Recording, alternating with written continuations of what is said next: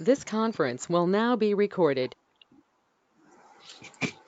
నమస్కారం అండి. శ్రీ గురుభ్యో నమః. Day 3,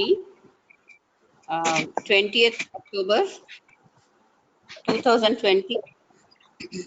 The Gospel of Love, Narad Sutra, Sutra number 4. Sutra number 4. Yal labdva puman siddho bhavati amrito bhavati tripto bhavati. మళ్ళీ చెప్తాను. L లబ్ధ్వా పుమాన్ Sidho భవతి అమృతో భవతి తృప్తో భవతి. అంటే అది పొందిన తర్వాత భక్తి వల్ల మీనింగ్ చెప్పు, నేను తర్వాత బోధిస్తాను. దాని జస్ట్ ట్రాన్స్లేషన్ కూడా ఉన్నది ఇంగ్లీష్ లో ఎలాగో. On attaining this supreme love man becomes perfect, immortal and satisfied. అంటే ఆఫ్టర్ ఈ సుప్రీం లవ్ అంటే ఈ భక్తి పొందిన తర్వాత ఆ వ్యక్తి ఇమ్మోర్టల్ అమృతత్వాన్ని పొందుతాడు. సాటిస్ఫైడ్, తృప్తో భవతి, తృప్తిగా ఉంటాడు. మరొకటి అమృతత్వం, తృప్తి, పర్ఫెక్ట్, ఇమ్మోర్టల్, సాటిస్ఫైడ్. అదే అమృతత్వాన్ని పొందుతాడు, తృప్తిగా తృప్తుడు అవుతాడు. అంటే ఈ అనంతమైనటువంటి భక్తి వలన భక్తుడికి వచ్చిన లక్షణాలు తృప్తో భవతి, తృప్తిగా ఉంటాడు, అమృతత్వాన్ని పొందుతాడు. అది ఒకసారి మళ్ళీ చదువు. తృప్తో భవతి, అమృతత్వో భవతి, సిద్ధో భవతి. సిద్ధుడు అవుతాడు. అంటే ఏంటి? పరిపూర్ణుడైపోతాడు అన్నమాట. The first two words remind us of Lord Krishna's thrilling utterance in Gita. Yam labdva chaparam. గీతలో కృష్ణుడు చెప్పినటువంటి మనకి రిమైండ్ అంటే గుర్తుకి తెస్తున్నాయి అంటూ ఆ శ్లోకం చెప్పినారు. అది యం లబ్ధ్వా చాపరం లబ్ధం మన్యతేనాధికం తతః యస్మిన్ స్థితో న దుఃఖేన గురుణాపి విచాల్యతే. అది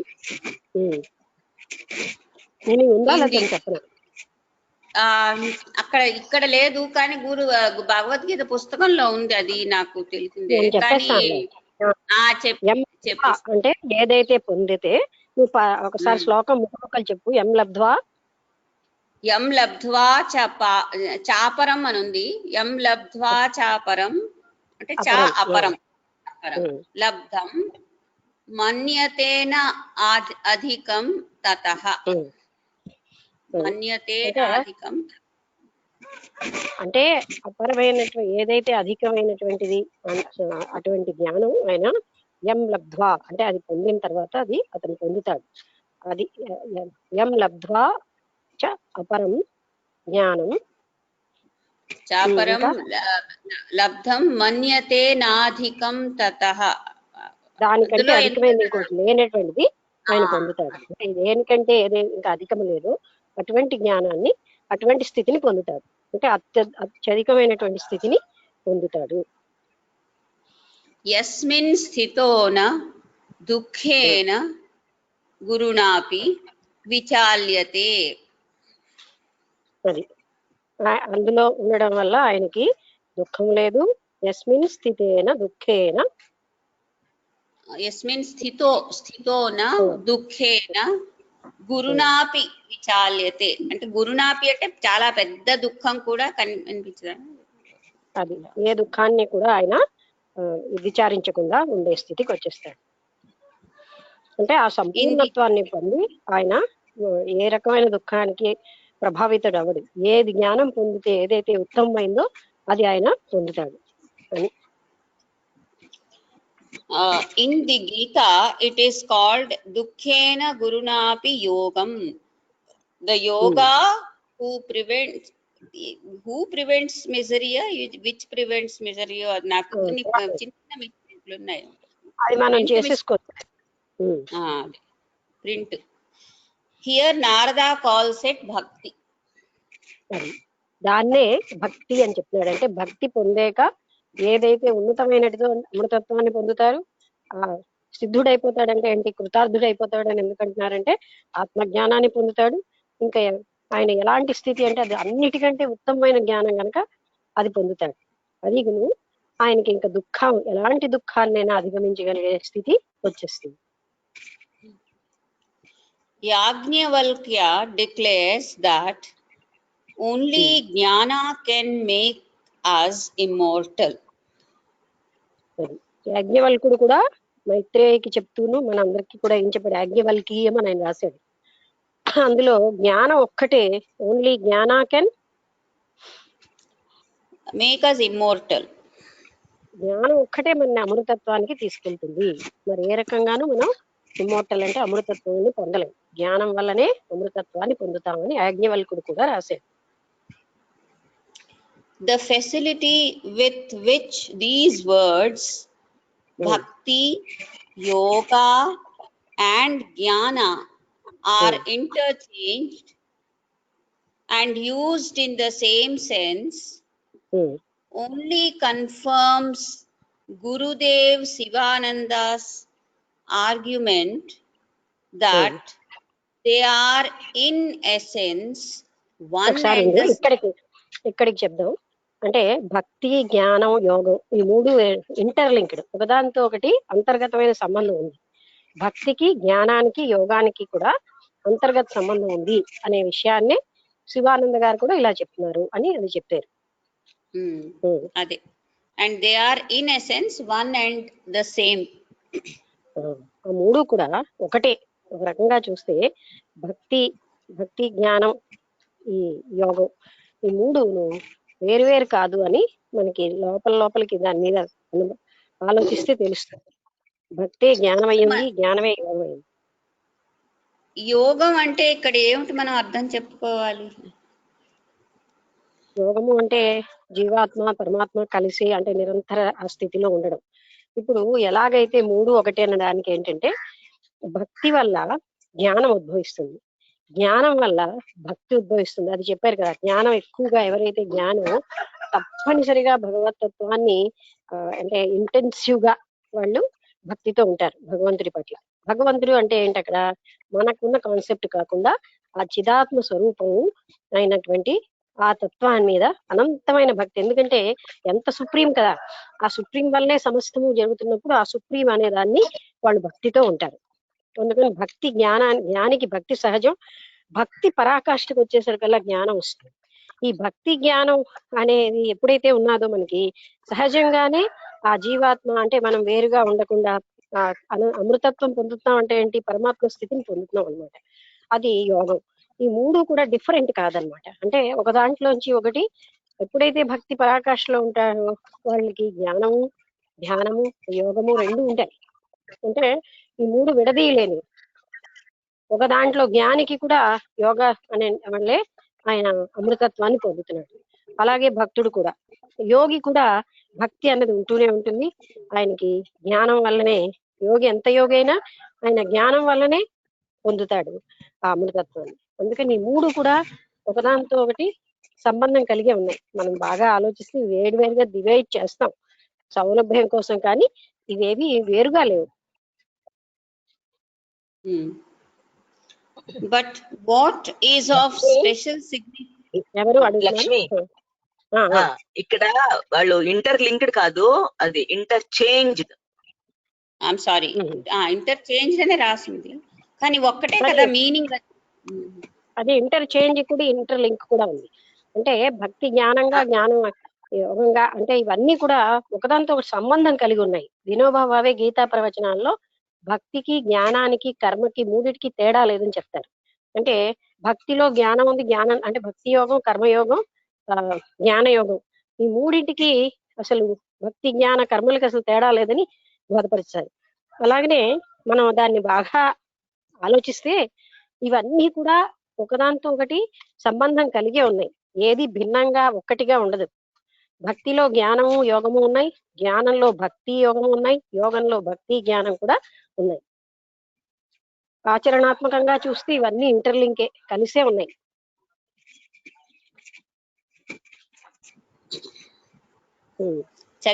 చదివిదా నెక్స్ట్ పారాగ్రాఫ్. చదువు. But what is of special significance here is that Narada equates bhakti with God himself. అది నారదుడు భక్తిని భగవత్ స్వరూపంగా చెప్పాడు. అంటే భక్తి కలిగి ఉండడమే భక్తుడు భగవత్ స్వరూపుడు అన్నట్టుగా, అంటే అందుకనే భక్తుడికి నమస్కరించమని అని అంటున్నారు కదా అండి. ఆ విధంగా భక్తిని భగవత్ స్వరూపంగా వర్ణించాడు ఆయన. అంటే love of God is God అని, love is God. It is not as though man cultivates bhakti, realizes God, and that God or God realization liberates him and makes him immortal. అంటే కల్టివేట్ చేసుకుని, అంటే మనం దాన్ని cultivate అంటే ఏంటి, ఎంతో కృషితో సంపాదించేది కాదు భక్తి. అప్పుడు తను అలాగ కృషితో భక్తిని సంపాదించి తర్వాత జ్ఞానాన్ని పొంది తాను ఆ భగవంతుడి వల్ల లిబరేట్ అయిపోవడం అది కాదు అని చెప్తున్నారు. The attainment of bhakti is itself, the attainment of bhakti itself is the liberator. The attainment of bhakti itself is the liberator according to Narada. అది భక్తి రావడమే, భక్తి కలిగి ఉండడంలోనే అది ముక్తికి దారితీస్తుంది అని నారదుల వారు చెప్తున్నారు. అంటే ఇక్కడ భక్తి అనగానే మన నారదులు చెప్పిన విధంగానే తీసుకుంటే అటువంటి భక్తి ఎప్పుడు ముక్తికి దారితీస్తుంది. Bhakti itself is the goal. భక్తే అక్కడ మనకి పరమార్థం. అంటే ఇక్కడ భక్తిలో ఏమంటున్నారు, సా తస్మిన్ పరమ ప్రేమ రూప అని మొదలెట్టారు. అంటే అది పరమ ప్రేమ అయి ఉంది, అనంతమైనటువంటి యూనివర్సల్ లవ్ భక్తి. సో ఆఫ్టర్ అటైనింగ్ లిబరేషన్ ఏదైతే పొందుతున్నారో అదే ఆ పరమ ప్రేమ స్థితి భక్తి అయి ఉంది కనుక భక్తి ఇట్ సెల్ఫ్ ఈజ్ లిబరేషన్ అంటున్నారు. అంటే అలాంటి అనంతమైన తీవ్రమైనటువంటి ఆ భక్తే ముక్తి అని, దానికి ముక్తికి తేడా లేదు. Hence it was defined as amritam. అందుకే భక్తిని అమృతం అని అన్నారు. భక్తి కలిగి ఉండడానే అమృతం. అంటే అమృతం అంటే మృత్యువు లేనిది అని. It is further confirmed in this sutra. ఈ సూత్రంలో మరొక్కసారి దాన్ని కన్ఫర్మ్ చేశారంటే దృఢంగా చెప్తున్నారన్నమాట. నెక్స్ట్ పారాగ్రాఫ్ అంటే ఒక్కొక్క దాన్ని వాళ్ళు అతను ఎక్స్ప్లెయిన్ చేశారు. సిద్ధో అమృతో, సిద్ధో భవతి కొటేషన్ లో సిద్ధో భవతి అంటే that which is attained by Sadhana is సిద్ధి. అది మనం ఇంతకు ముందంతా త్రిపుర రహస్యంలో సిద్ధుడవుతాడు, కృతార్థుడవుతాడు అని పదాలు విన్నాం. అంటే ఏంటి, ఎప్పుడైతే ముక్తి పొంది సాధనతోటి ఆ వ్యక్తి సిద్ధుడవుతాడు అని, అందుకని సాధనతో సిద్ధులవడం అనేది మనం వింటున్నాం. It is perfection, not just psychic power. ఈ సిద్ధి అన్నది కేవలం మానసిక శక్తులేం కాదు, ఇది ఏంటంటే పరిపూర్ణత్వాన్నే సిద్ధి అంటున్నారు. కానీ అది సైకిక్ పవర్స్ కావు, అంటే మనస్సు యొక్క శక్తులు ఏం కావు. అంటే ఫర్ ఎగ్జాంపుల్ మనస్సు శక్తులు అంటే మనకు కొన్ని చెప్పారు కదా, ఈ అష్ట సిద్ధులు లాంటి ఆ సిద్ధులు కావాలి. It is true that even a Bhakta during the course of his ఉపాసన గెట్స్ సిద్ధీస్ అనాస్క్డ్. అది అంటే భక్తుడు కూడా తన ఉపాసన అంటే ఆ భక్తి సమయంలో భక్తిగా ఉన్నప్పుడు ఆయనకు కూడా చాలా సిద్ధులు వస్తాయి. అంటే ఈ అష్ట సిద్ధుల్లో అవి మంత్ర జప బెస్టోస్ సిద్ధీస్ ఆన్ హిమ్. మంత్ర జపం వల్ల కూడా సిద్ధి వస్తూ ఉంటుంది. But he considers them obstacles and does not consciously make any use of them. ఆయన ఏంటనుకుంటాడంటే ఇలా వచ్చిన సిద్ధులన్నీ నాకు ఆటంకాలు అనుకుని వాటిని ఏమీ వినియోగించుకోడు. ఈ సిద్ధుల్ని భక్తుడు ఏమి వినియోగించుకోడు అనమాట. ఈ సిద్ధులన్నీ నాకు ఆటంకాలు భగవతత్వంతో అంటే ఆ భక్తికి అని ఆయన వాటిని పట్టించుకోడు. Moreover, he is a man of prayer who has the well-being of all at heart. ఆయన అందరి క్షేమాన్ని కోరేవాడు కూడా. అంటే నిజమైన భక్తుడు అంటే సర్వే జనాః సుఖినో భవంతు, అందరూ కూడా బాగుండాలని కోరుతూ ఉంటాడు. He does not interfere with the course of events nor with the working of the Lord's will. అది దైవేచ్ఛకి వ్యతిరేకంగా ఆయన పని చేయదు. అంటే దైవ ప్రణాళిక అన్నది ఒకటి ఉంది. దైవ ప్రణాళిక ఏంటి? అందరూ కూడా లిబరేట్ అవ్వడం, అందరి యొక్క కళ్యాణం. అందుకని ఆయన దైవేచ్ఛకి భిన్నంగా, దైవ ప్రణాళికకు భిన్నంగా ప్రయత్నించడు.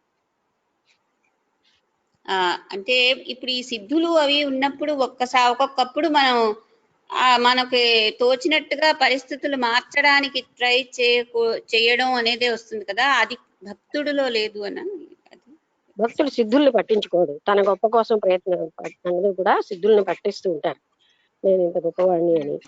అంటే మనం కూడా సామాన్య జనులు 90 మంది ఎలా అంటారంటే 100కి సిద్ధులు గాని ఉంటే వాళ్లే గొప్ప జ్ఞానులని అనుకుంటూ ఉంటారు. అందుకని చాలా మంది సిద్ధులు ప్రకటిస్తూ ఉంటారు. అలాగా వాళ్ళు గ్రండైజ్ అంటే గొప్పవాళ్ళు అవడానికి. అయితే నిజమైనటువంటి భక్తుడు ఆ సిద్ధుల్ని ఆటంకాలుగా అని పక్కన పెట్టేస్తాడు, వాటిని పట్టించుకోవడం. ఎందుకంటే తాను కాదు కదా, అక్కడ భక్తి ముఖ్యం, ఆయన ధ్యానిస్తున్నటువంటి అది ముఖ్యం కనుక అతను పట్టించుకోడు. అంటే నేను అనుకుంటే అంటే అతను గాని సిద్ధులు ఏమైనా ప్రయోగించినట్టే లార్డ్స్ విల్ కు అగైన్స్ట్ గా వెళ్ళడం అవుతుందనా? అది కాదు. అక్కడ లార్డ్స్ విల్ ఏంటంటే లోక కళ్యాణం, అందరు శ్రేయస్సే లార్డ్స్ విల్. అంటే భగవంతుడి యొక్క ఉద్దేశం ఏంటంటే అందరూ కూడా లార్డ్స్ యొక్క ప్రణాళికలో ఏం చెప్తారు, ప్రతి ఒక్కరు కూడా ఇవాళ పరిణామం చెంది ఉన్నత స్థాయికి రావాలి, ప్రతి ఒక్కరికి కళ్యాణం అంటే శుభం జరగాలి, అది లార్డ్స్ విల్. ఈ సిద్ధుల వల్ల వాళ్ళు అంటే లార్డ్స్ విల్కి వ్యతిరేకంగా చేసినా లేకపోయినా వాళ్ళు మేము ఇంత అని చూపెట్టుకోవడానికే కదా ఇవన్నీ చేసేవి, సిద్ధులు ప్రకటిస్తారు. అటువంటిది భక్తుడికి ఉండదు. ఎప్పుడు అందరి మంచి కోరుకుంటాడంటే ఏంటి, లార్డ్స్ విల్ అన్నమాట. సర్వే జనాః సుఖినో భవంతు అన్నది Lord's will. Therefore, Siddhi in this sutra refers only to spiritual perfection. అది అంటే ఇక్కడ సిద్ధి అని అంటే ఆ సిద్ధులు కావు, కేవలంగా ఆధ్యాత్మికమైనటువంటి పరిపూర్ణతనే సిద్ధిగా చెప్తున్నారు. The bhakta has detached himself from the imperfect body and finite mind. అది భక్తుడు జ్ఞానిలాగే తనని తాను ఇంపర్ఫెక్ట్ అంటే అసంపూర్ణమైనటువంటి శరీరం నుంచి, మనస్సు నుంచి తాను విడిపోయి ఉంటాడు. అంటే తాను ఏ రకమైన సంగము కలిగి ఉండడు. He has given up the ego, which is the root of all imperfection. అన్ని రకాలైనటువంటి అసంపూర్ణతలు, మనుషులు అసంపూర్ణంగా ఉండడానికి కారణం కేవలంగా అహంకారమే. ఆ అహంకారాన్ని కూడా ఆయన వదిలేస్తాడు. Through self-surrender, he has established unity with the Lord. ఆయన సర్వ సమర్పణతో తనని తాను సమర్పించుకుని ఆయన వేరుగా కాకుండా పరమాత్ముడితో, ఆ భగవంతుడితో ఏకత్వానుభూతికి వచ్చేస్తాడు. అంటే తాను వేరుగా ఉన్నానని కాకుండా ఆ సర్వ శరణాగతిలో తాను పరమాత్ముడు ఒక్కటే అనే ఏకత్వాన్ని ఫీల్ అవుతాడు. That is highest devotion. అదే ఉన్నతమైనటువంటి భక్తి. He is no more. The Lord is all in all. ఆయన తానుగా ఇంక లేడు, కేవలం ఆ పరమాత్ముడే ఉన్నాడన్న భావంతో ఉంటాడు. తాను వేరుగా లేను అని తాను సర్వశరణాగతి అయిపోయి ఒక్క పరమాత్ముడే ఉన్నాడన్న భావనలోనే జీవిస్తాడు. The Lord is perfect, so the bhakta has attained perfection. Lord is profit అంటే భగవంతుడే ఆయనకి అంతర్గతంగా అన్ని జ్ఞానం ఇలా ఉన్న విషయాలన్నీ ఆయన బోధిస్తూ ఉంటాడనమాట.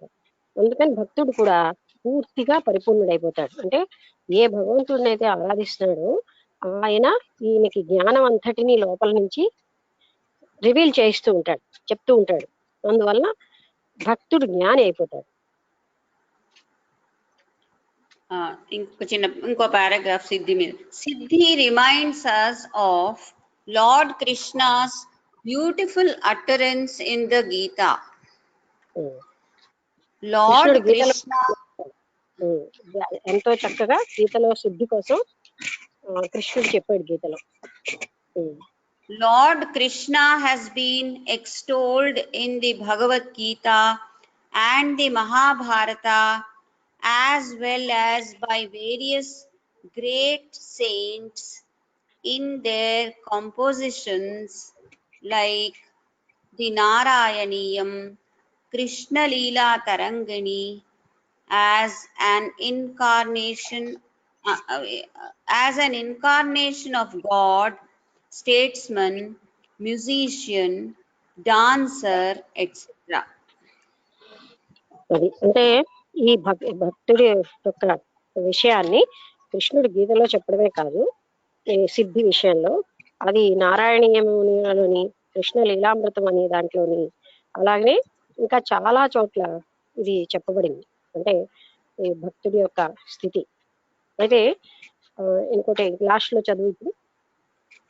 Like the Narayaniyam, Krishna Leela Tarangani, as an incarnation of God, statesman, musician, dancer, etc. Statesmen గాను, మ్యూజిషియన్ గాను, డాన్సర్ గాను భగవంతుడు ఇన్ని రూపాలు దాల్చినట్టు. In the Gita, he reveals himself as a supreme artist. భగవద్గీతలో ఆయన ఏంటంటే పూర్తిగా అంటే ఎక్కడ ఏ కళ ఉన్నా అదే తనే అని చెప్పాడు కదా. అందుకని సుప్రీం ఆర్టిస్ట్ కళా స్థితిలో ఉన్నవాడు ఆ భగవంతుడు, తనే అన్నిటికీ మూలం అని చెప్పాడు. అందువల్ల తాను సుప్రీం ఆర్టిస్ట్ గా భగవద్గీతలో మనకు చూపించారు. అందులో ఒక చిన్న కొటేషన్ ఉన్నది. Look at the picture he has painted for us అనే సంస్కృతం తాలూకా కొటేషను. స్వకర్మణ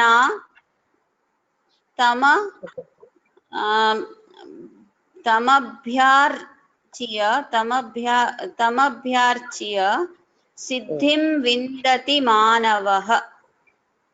అంటే తన స్వకర్మణ వల్లనే తమస్సుని అంతటిని పోగొట్టుకుని, అంటే తమ తర్వాత అక్కడ ఒకసారి చదువు. అది TAMABHYA తమభ్యర్చ్య అర్చ్య అంటే అర్చించడం వల్లనే, అంటే తన స్వకర్మణ వల్లనే ఆయన స్వకర్మణ తమభ్యార్చ్య సిద్ధిం విందతి మానవః. మానవుడు తన స్వకర్మణ వల్లనే సిద్ధిని పొందుతున్నాడు అని ఇక్కడ ముఖ్యమైన విషయం. అదే ట్రాన్స్లేషన్ కూడా ఉన్నది. That man who worships him with his actions attains to perfection. అంటే భక్తి వల్ల ఎలాగా అంటే ఆ పరమాత్మని అర్చించడం డిఫరెంట్ విధంగా ఒక్కొక్క రకంగా అర్చిస్తారు. ఆ డిఫరెంట్ యాక్షన్స్ వల్లనే భగవంతుడిని అర్చించడం వలన సిద్ధిని పొందుతున్నాడు భక్తుడు. At once the picture appears to your mind's eye. At once the picture appears అంటే అతను ఏదో పిక్చర్ పెయింట్ భగవంతుడు. At once the picture appears to your mind's eye అని రాసింది. తర్వాత there is a true devotee of the Lord. వెంటనే వాళ్ళకి ఆ దైవం యొక్క ఆకృతి మనసులో ఉంటుందన్నమాట. Picture of the lord. ఒక దాని తర్వాత ఆపు, మళ్ళీ అది కాన్సెప్ట్ ని బోధపరచాలి కదా.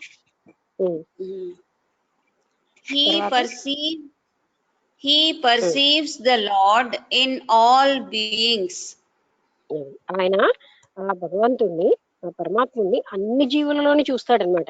అంటే కృష్ణుడే సర్వస్వంగా ఉన్న వాళ్ళకి అన్ని జీవులలో, నేను చూశారు కదా ఆవిడ ఆ ప్రేమించినటువంటి వ్యక్తి అన్ని జీవులలో కనిపించింది. అలాగా ఇక్కడ భగవంతుడే సమస్తంగా చూస్తున్న ఆయనకి అన్ని జీవులలో ఆ భగవంతుడే కనిపిస్తూ ఉంటాడు. ఇక్కడ అహం కనిపిస్తూ ఉంటాడు అంటే ఇక్కడ మనం ఎలా తీసుకోవాలంటే, ఎలా అయితే మనం ఇదంతా చైతన్య మాత్రంగా జ్ఞాన దృష్టికి కనిపిస్తుందో అలాగే ఆయనకి అందరూ కూడా భగవత్ స్వరూపులుగానే కనిపిస్తారు అని. అహం ఆత్మ గుడాకేశ సర్వభూతస్య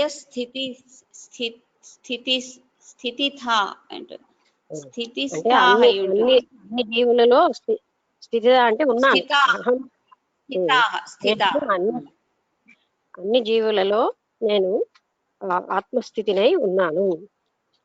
గుహాకేశ అంటే అర్జునుడిని సంబోధిస్తున్నాడు. Him he worships. With what flowers?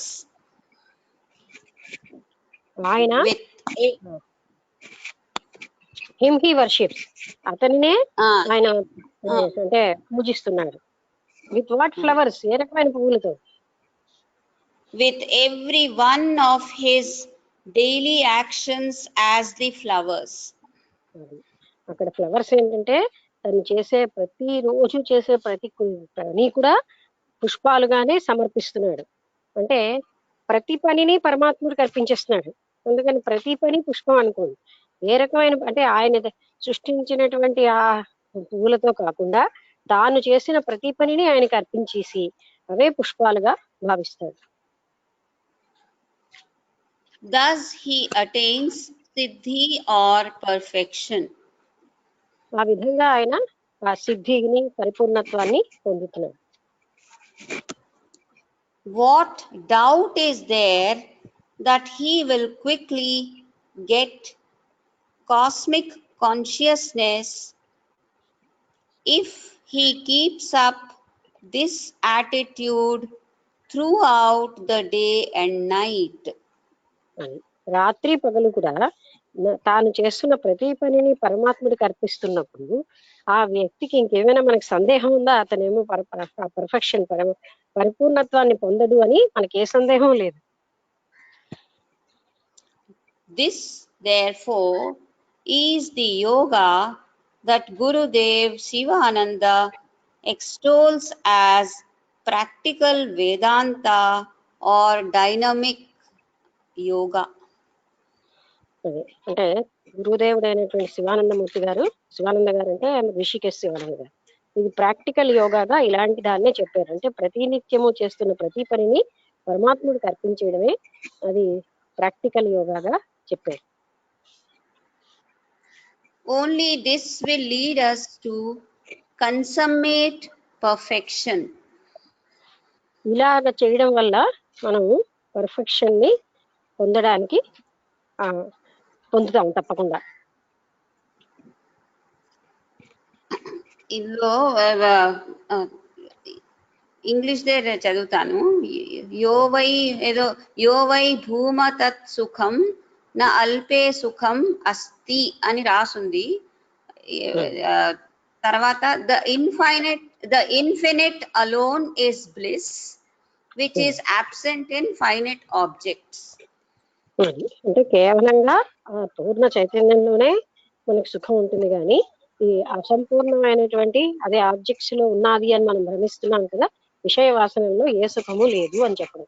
Limited అంటే ఈ అపరిమితమైనటువంటి వీటన్నిటిలో సుఖము లేదు అని, కేవలంగా ఆ అనంతత్వమే సుఖమైనది, పూర్ణ చైతన్యంలోనే సుఖం ఉంటుంది అని చెప్తున్నారు. అది డిక్లేర్ ది ఉపనిషత్స్ కింద లైన్ లో రాసింది. ఈ విషయాన్ని ఉపనిషత్తులు కూడా చెప్పాయి. And this is one of the most favorite mantras of Gurudev Sivananda.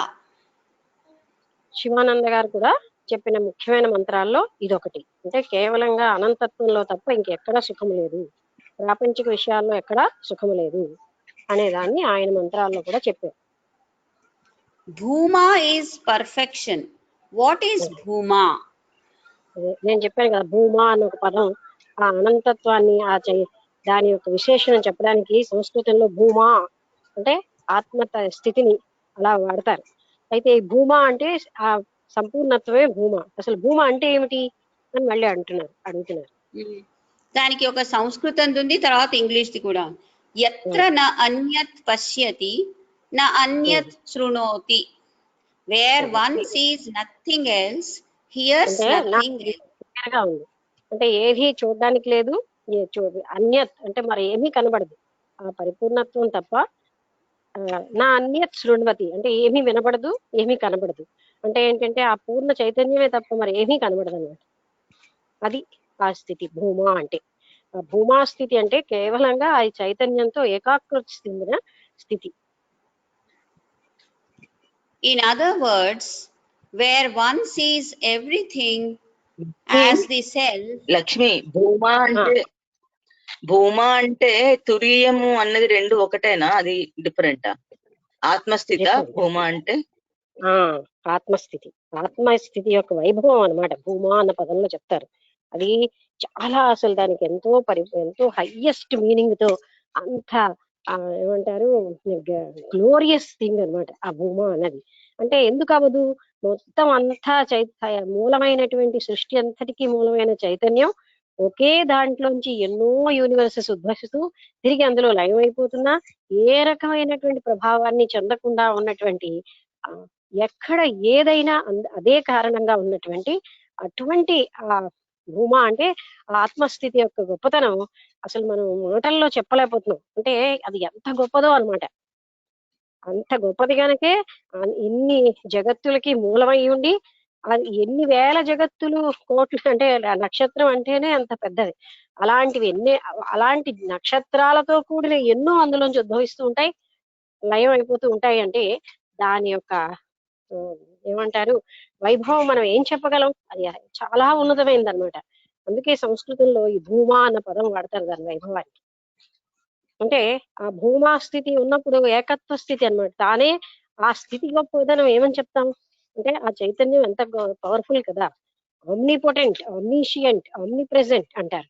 అంతటా ఉంది, అనంత శక్తి సామర్థ్యాలు కలిగి ఉంది. అది ఎక్కడ పడితే అంటే సర్వవ్యాపకంగా ఉంది.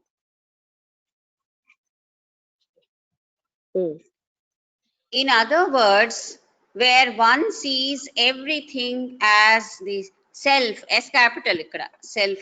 Where in other words, ఇంకోలా చెప్పాలంటే ఒక వ్యక్తి కేవలంగా అంతటా ఆత్మనే చూడగలుగుతున్న స్థితి అన్నమాట. తన ఆత్మే సర్వస్వంగా అన్నది. ఆత్మే ఇప్పుడు తన చైతన్య స్వరూపుడు అయిపోయాడు గనక అదే అంతటా చూస్తూ ఉంటారు స్థితిని మనం భూమా అని కూడా చెప్పొచ్చు. Such a state can be attained only by one who sees and serves the Lord in all. అన్నిటిలోని ఆ పరమాత్ముడినే చూసిన అంటే భగవంతుడినే చూసిన వ్యక్తి అలాంటి స్థితిని పొందుతాడు అని మనం చెప్పగలం. ఇంకా నెక్స్ట్ పార్ట్ అమృతో భవతి మీద చెప్తున్నారు. అమృతో భవతి కొటేషన్ లో, since the nature of bhakti is itself amritam, wide previous sutra VIDE wide అంటే via through అని కామొస్తుంది. previous sutra, the natural result of getting established in it is the attainment of immortality. అంటే ముందు చెప్పినట్టుగా ఆ అనంతత్వం అంటే అమృతత్వాన్ని పొందుతాడు. అంటే ఆ భక్తితో ముందు కూడా అది చెప్పారు కదా అని చెప్తూ ఇమ్మోర్టాలిటీని పొందుతాడు, అంటే అమృతత్వాన్ని పొందుతాడు. We have Lord Krishna's own grandest assurance in the Gita. అది కృష్ణుడు భగవద్గీతలో చాలా అద్భుతంగా దాన్ని మనకి అష్యూరెన్స్ అంటే భరోసా ఇచ్చాడు అన్నమాట. నమే భక్త ప్రణశ్యతి, నమే భక్త ప్రణశ్యతి, మై డివోటీ డస్ నాట్. ఒకసారి ప్రణశ్యతి అంటే నాశనం అవడం, నా భక్తుడు ఎప్పుడు కూడా వినాశనం చెందదు అని కృష్ణుడు గీతలో అష్యూరెన్స్ ఇచ్చాడు. అంటే అదే ఎప్పుడు కూడా భక్తుడికి హాని ఉండదు, ఆయన వినాశనం అన్నది చెందడు. అందుకే మన వాళ్ళు నమ్మి చెడిపోయిన వాళ్ళు ఎవరు లేరంటారు. అనంతమైన భక్తితో ఉన్న వాళ్ళు అతను అర్చించిన వాళ్ళు ఎప్పుడు కూడా ప్రణశ్యతి, వినాశనం చెందరు. అదే అది ఇంగ్లీష్ ట్రాన్స్లేషన్ అదే, my devotee does not perish. Not only does he, H capital, grant us this immortality, but he also assures us that అని ఒక సంస్కృతం శ్లోకం ఉంది, అనన్యాశ్చింతన్యో మాం ఏ జనా పర్యుపాసతే తేషం తేషాం అదేది తేషాం నిత్యాభియుక్తానాం యోగక్షేమం వహామ్యహం.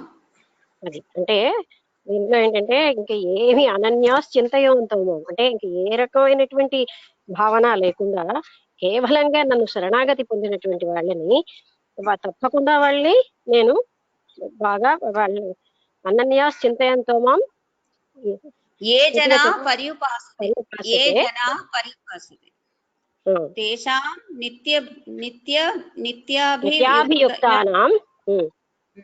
నిత్యాభియుక్తానాం యోగక్షేమం వహామ్యహం. యోగక్షేమాలన్నీ కూడా నేనే చూసుకుంటాను. నన్ను ఎవరైతే టోటల్ సరెండర్ తో ఏ జనాహ ఏ ప్రజలైతే నేనే సర్వస్వంగా మిగతా అన్ని వదిలేసి అనన్యా చింతయంతో అంటే మిగతా రకమైనటువంటి విచారాలు ఏమీ లేక అంటే ప్రాపంచిక విషయాలు ఏమీ లేకుండా నువ్వే సర్వస్వం అన్నటువంటి వ్యక్తికి అటువంటి జనులని వాళ్ళ యోగక్షేమాలన్నీ నేనే చూసుకుంటానని భరోసా ఇచ్చాడు అనమాట కృష్ణుడు. దాని English translation, I attend to the welfare of all my devotees who constantly think of me. నన్నే శరణి వచ్చినటువంటి వాళ్ళని నేను తప్పకుండా వాళ్ళ యోగక్షేమాలు చూసుకుంటాను అని గీతలో కృష్ణుడు మనందరికీ భరోసా ఇచ్చాడు అని అది గుర్తు చేస్తున్నారు. We have numerous instances in the lives of bhaktas where the Lord has taken on the devotees' duties upon himself. ఇది మనం ఎన్నో రకాలైనటువంటి ఇలాంటి ఉదాహరణలు చూస్తున్నాం. ఎక్కడ ఈ భక్తుల కోసం భగవంతుడే స్వయంగా వచ్చి వాళ్ళని రక్షించినట్టు. నాకు ఒక విషయం ఈ మధ్య విన్నది, తాడేపల్లి రాఘవాచార్యులు గారు అని అమ్మవారి భక్తులు. ఆయన పొద్దున్నే అనుష్ఠానం చేసుకున్నప్పుడు ఎవరు ఆయన ఒక్కడే ఉండేవారు, గెస్ట్ వచ్చారట ఆ టైంలో. అంటే ఆయన ఒక్కరే ఉన్నప్పుడు వస్తే ఒక చిన్న అమ్మాయి వచ్చి ఆయన సాధనలో ఉన్నారు, ఫలానా టైంకి రండి అని చెప్పింది. అయితే వీళ్ళు వచ్చిన ఒకళ్ళిద్దరు వచ్చిన వాళ్ళు వెళ్ళిపోతారు. తర్వాత ఆ టైం అయ్యాక వస్తారు. వచ్చాక మీ అమ్మాయి చాలా బాగుందండి అని మీ అమ్మాయి చెప్పింది, మీరు ఈ టైంకి ఫ్రీ అవుతారని. అంటే మా అమ్మాయా, ఇప్పుడు ఎవరు లేరే ఇక్కడ అంటారు. లేదండి, చాలా అందంగా ఉన్న ఒక అమ్మాయి వచ్చి చెప్పింది అని. అప్పుడు ఆయన గ్రహిస్తాడనమాట, ఏ అమ్మవారిని పూజిస్తున్నాడో ఆ అమ్మవారే ఆ రూపంలో వచ్చి ఆయనని డిస్టర్బ్ చేయకుండా ఆ గెస్టులకు చెప్పిందని. ఇలాంటివి చాలా ఉదంతాలు ఉన్నాయి. సతీ సక్కుబాయి జీవితంలో ఉంది, మీరాబాయి జీవితంలో, ప్రహ్లాదుడి జీవితంలో. ప్రహ్లాదుడికి ఎక్కడ పడితే అక్కడే ఆ పరమాత్ముడే వచ్చి అతన్ని రక్షిస్తూ ఉంటాడు. ఇది భక్తుడిని శరణాగతి వెళ్ళిన భక్తుడికి ఎప్పుడు కూడా భగవంతుడి నుంచి రక్షణ ఉంటూనే ఉంటుంది. ఆయన రూపంలోనే రావచ్చు. తర్వాత మనం నాయనార్ల జీవిత చరిత్రలు చదివినా అందులోని తర్వాత ఎవరో ఆయన మర్చిపోయాను, అతనికి కేవలంగా సాక్షాత్తు పరమాత్మే వచ్చి భక్తి పరవశంలో నువ్వు పాడంటాడు. ఎవరో బ్రాహ్మణ రూపంలో ఆయన పాడుతూ ఉంటే అదంతా రాసేస్తాడనమాట. ఆ విధంగా కూడా భగవంతుడు ఎన్నో రకాలుగా ఆ రూపంలో వచ్చి వాళ్ళకి సహాయం చేసిన అకేషన్లు ఎన్నో ఉన్నాయి. ఇక్కడ ఒక ఉదాహరణ చెప్పారు, చిన్న కథ లాంటిది. When a North Indian saint who was working as a schoolmaster was absent from his post of duty. అంటే నార్త్ ఇండియా అంటే ఉత్తర భారతదేశంలో ఉన్న ఒక మహాత్ముడు, అంటే సెయింట్ అంటే ఆయన కూడా మహాత్ముడు, ఋషి లాంటి వాడు. ఆయన టీచర్ గా పనిచేస్తూ ఉంటే ఒక రోజు ఆయన కొన్నాళ్ళు ఆయన తన డ్యూటీలోంచి ఆబ్సెంట్ అయిపోయాడు, అంటే వెళ్ళలేకపోయాడు. As he was engaged in bhajan and kirtan, అంటే the నువ్వు Lord భజనలోని went ఒకసారి భజనలోని కీర్తనలోని పరవశం అయిపోయాడు అనమాట. అప్పుడు అందుకని ఆయన మర్చిపోయాడు స్కూల్కి వెళ్ళడం. The Lord went to the school in the disguise of the devotee and did his work.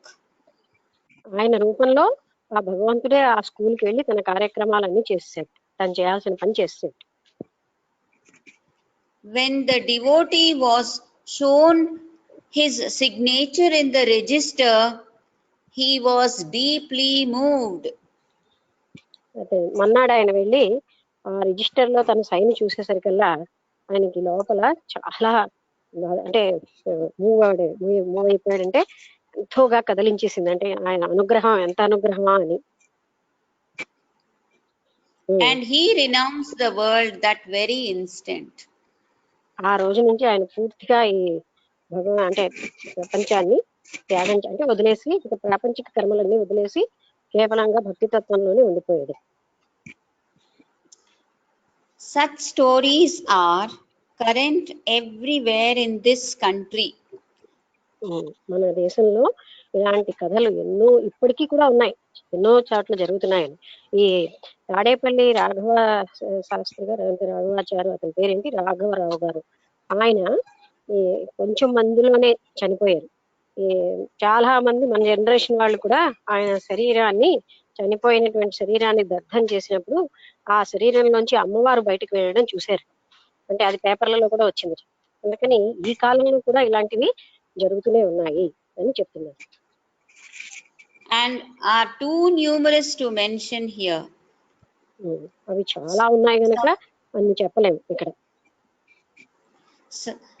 Suffice it to say that the moment we take one step towards him, he runs forward to greet us. మనం ఒక్క అడుగు ముందుకు వేస్తే ఆయన పరిగెట్టి మన దగ్గరికి వచ్చేస్తాడట. అటువంటి కరుణామయుడు ఆ భగవంతుడు. May we deserve his grace.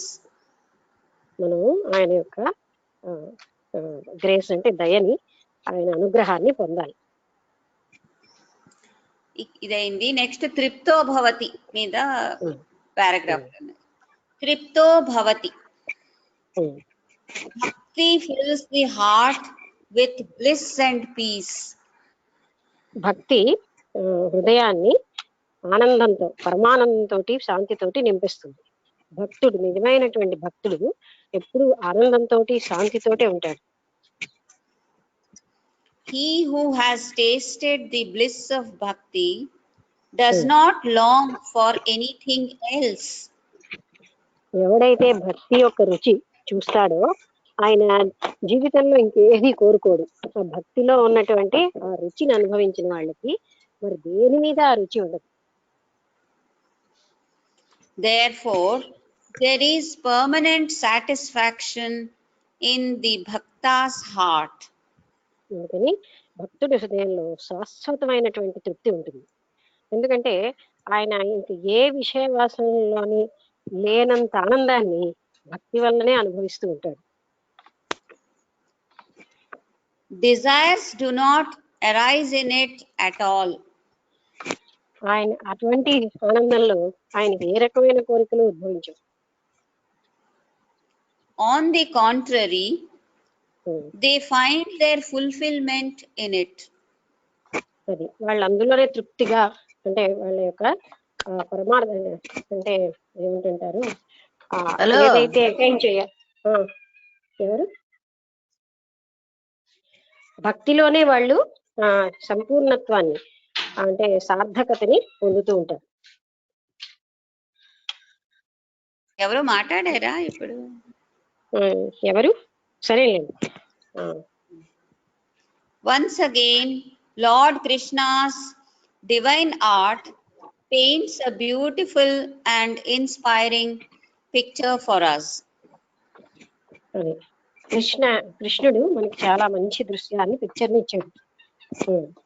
అది సంస్కృతంలో, అది సంస్కృతాన్ని ఇంగ్లీష్ లో రాస్తే నాకు చదవడం చాలా కష్టం. ట్రై చేస్తాను. అలా ఎలా చేయనా చదువు, నేను దాన్ని బట్టి కొంత అర్థం చేసుకుంటాను. ఉమ్, ఆప్యాయమానం అచల ఉమ్, ప్రతిష్టం సముద్రం అపహ ప్రవిశ్యంతి యద్వత్ ప్రవిశంతి యద్వత్ అంతేనా? ఇంకా ఉంది మరలైన తద్వత్ కామాయం ప్రవిశంతి సర్వేశ శాంతిం ఆప్నోతి న కామ కామి. అది ఇప్పుడు మొదటి నుంచి చదువు, దాని మీనింగ్ లేదా నేను చెప్పనా? ఉన్నది, నువ్వు చెప్తే నువ్వు చెప్పండి. ఉన్నదంటే చెప్పి చదివేది. There is the huge ocean, the ocean అంటే ఇది మీనింగ్ గా వ్యాఖ్య తెలియడం లేదు. There is the huge, there is the huge, there is the huge ocean, the ocean of the bliss of bhakti. అంటే భక్తి అనే సాగరం, It is పరమానందమే all, భక్తి అని. it is all peace, countless rivers flow into it, the rivers are the desires. అది అంటే అందులోకి అనంతమైనటువంటి కోరికలు అనేటటువంటి నదులు ప్రవహించినా సరే అది ఏమి ప్రభావితం చెందదు. ఎలాగైతే సముద్రంలోకి ఎన్నో నదులు ప్రవహించినా అది ప్రభావితం చెందటం లేదు, అంటే అది ఎక్సీడ్ అవ్వదు, దాని హద్దులు దాటట్లేదు. అలాగే ఎన్ని కోరికలు అన్నవి భక్తుడికి ఉన్నా ఆయన ఏమి చలించకుండా ఉంటాడు, సముద్రం లాగా. అంటే నిర్వికారంగా ఉంటాడు, కేవలం ఆనంద స్థితిలో. Countless rivers and they enter the ocean and disappear, and the ocean is not disturbed thereby. అది అప్పుడు సముద్రం ఏమీ కూడా డిస్టర్బ్ అవ్వట్లేదు. ఎన్నో నదులు కలిసిన సముద్రం ఉప్పొంగిపోదు, అలాగనే ఉంటుంది. అలాగే భక్తుడు భక్తి అనే సాగరంలో ఉంటాడు గనక ఆయనకి కోరికలనే ఎన్ని నదుల తనలోకి వచ్చినా కూడా ఏమీ విచలితుడు కాడు.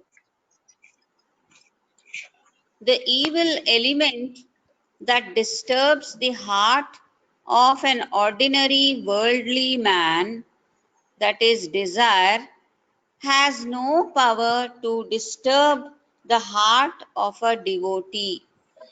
అది మామూలు వ్యక్తులను అయితే ఈ విషయ వాసనలు, ఈ కోరికలు ఎంతో వాళ్ళని డిస్టర్బ్ చేస్తాయి. కానీ ఒక భక్తుడిని అవి ఏమీ కూడా భక్తుడి మీద ఏ ప్రభావాన్ని చూపలేవు ఈ ప్రాపంచిక కోరికలు. He has already realized the bliss in his own heart. ఎందుకంటే ఆ పరమానందాన్ని ఆయన హృదయంలోనే పొందుతున్నాడు.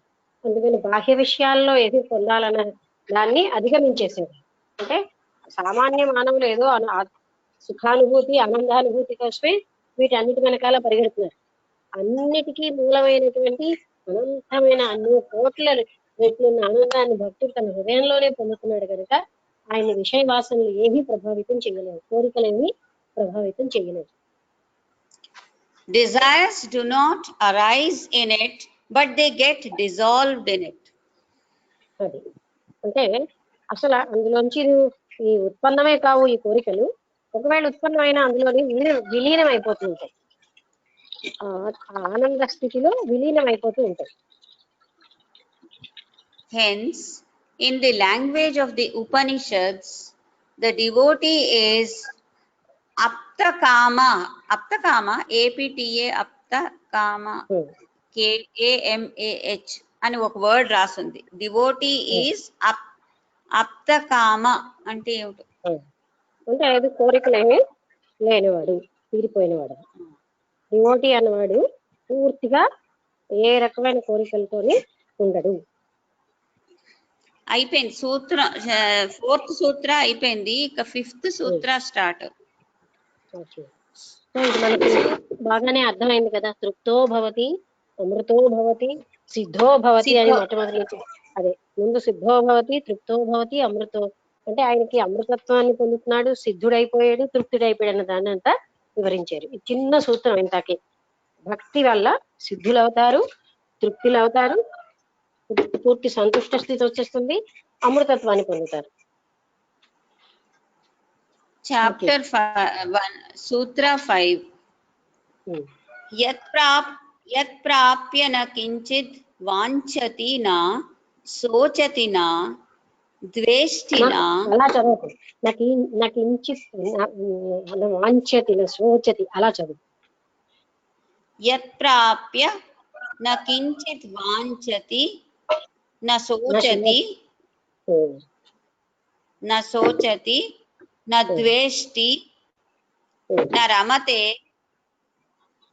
నోత్సాహి భవతి. అంటే అదే నా ఉత్సాహి భవతి అంటే ఏదైతే పొందేక ఆయన నా కించిత్, అది మొదటిది ఏంటి, వాంఛతి, ఏది కోరకుండా ఉంటాడు. నా కించిత్ వాంఛతి నా ద్వేష్టి అంటే దేన్ని, నా శోచతి ఏ విషయం మీద ఆయన ఆలోచించడు, తర్వాత దేన్ని ద్వేషించడు.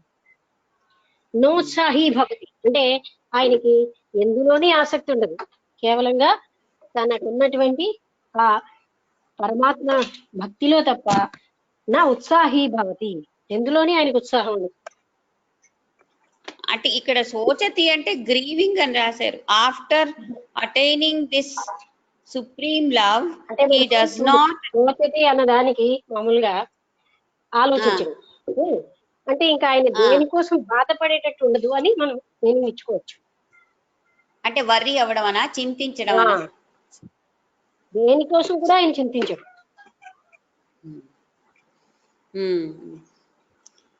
అందుకని మన పరిభాష ఎక్స్ప్లెయిన్ చేసేటప్పుడు ఎలా అయినా మనం పరిభాష ఇవ్వచ్చు. అది ట్రాన్స్లేషన్ ఉంది ఆ కొటేషన్ కి, సూత్రంకి. After attaining this supreme love he does not desire anything, does not grieve, does not hate, ఆయనకి ద్వేషము ఉండదు, దుఃఖము ఉండదు. తర్వాత ఆయన ఏది నా ఉత్సాహి అంటే దేంట్లోని కూడా ఆయన ఆసక్తిని చూపించడు. అనాసక్తి స్థితి అంటాడు కృష్ణుడు, ఆ స్థితి వచ్చేస్తుంది ఆయనకి. does not indulge in sensual pleasures and does not feel any urge to acquire anything. ఏది పొందాలని కూడా ఆయనకేం ఉండదు. నా ఉత్సాహికి మనం ఎలాగైనా దాన్ని చెప్పొచ్చు, ఎందుకంటే ఏదైనా కోరికల్లో ఉత్సాహం ఉండదు, ఏది పొందాలని ఉండదు, అసలు విషయ వస్తువులలో ఆయనకి ఆసక్తే ఉండదు. ఇన్ ది లాస్ట్ సూత్ర అంటే ప్రీవియస్ సూత్ర అయి ఉంటుంది. we were told that we shall become perfect by obtaining bhakti. భక్తిని పొందాక సిద్ధో భవతి అన్నారు కదా, అంటే పర్ఫెక్షన్ వచ్చేస్తుంది. సిద్ధో అంటే పర్ఫెక్ట్ అవుతారు అని. Now we are told that after attaining bhakti we shall not desire anything else, etc. ఈ సూత్రంలో ఏం చెప్పారు, భక్తి వచ్చాక మనం ఏమీ కూడా కోరికలే ఉండవు అని చెప్పారు. Labdhva implies getting, not necessarily by self effort. Prapta is attaining by self effort. లబ్ధ్వా ప్రాప్య రెండు ఒకటి అసలు. అంటే లబ్ధ్వా అంటే పొందడం, ఏ రకమైనటువంటి ప్రయత్నం చేయకుండా పొందడాన్ని లబ్ధ్వా అంటున్నారు. సహజంగా సెల్ఫ్ ఎఫర్ట్ తో వచ్చిందాన్ని ప్రాప్య అని అంటున్నారని ఇక్కడ చెప్తున్నారు. ఓకే, అంటే ఈ లబ్ధ్వా అన్న వర్డ్ ఎక్కడో మనం ఎం లబ్ధ్వా అని ఇందాక ఎల్ లబ్ధ్వా ఏదో చూసాం కదా ఫస్ట్, దానికి దీనికి గమనించు. ఇక్కడ యత్ ప్రాప్య అని రాసు ఈ సూత్రం, అది చెప్తున్నారు. లబ్ధ్వా implies getting, not necessarily by self effort. అంటే ప్రయత్నం చేసి కృషి చేత వచ్చిన దాన్ని ప్రాప్తం అంటాము. కృషి లేకుండానే వస్తే దాన్ని లబ్ధం అంటాం. లబ్ధ్వా అంటే పొందడం, అలా పొందడాన్ని కృషి లేకుండా పొందడాన్ని లబ్ధ్వా అన్న పదంలో వాడారు అని చెప్తున్నారు.